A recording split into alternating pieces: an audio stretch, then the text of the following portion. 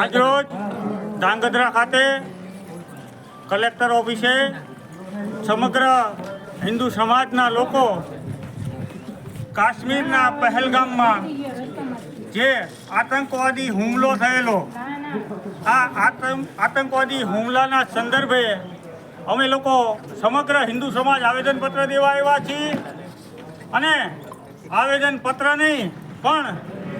આ દેશના આપણા માનનીય વડાપ્રધાન નરેન્દ્રભાઈ મોદી, આપણા ગૃહમંત્રી શ્રી અમિતભાઈ શાહ આમને અહીંથી અમારી લાગણી અને માગણી એવી છે કે આ જેહાદી પ્રવૃત્તિ, આ નીચ અને હલકી કક્ષાના લોકો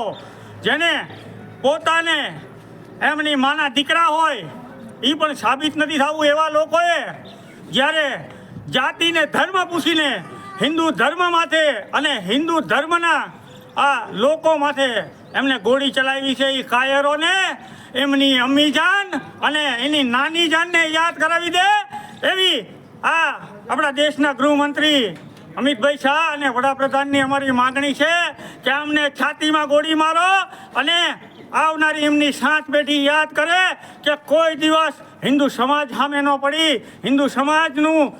આંખ સામે કાઢતા પહેલાં એમની હાથ પેઢી વિચાર કરે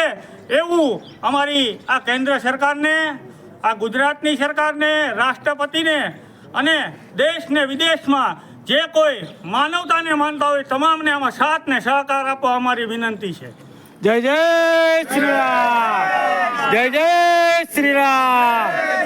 જય જય શ્રી રામ, જય શ્રી રામ.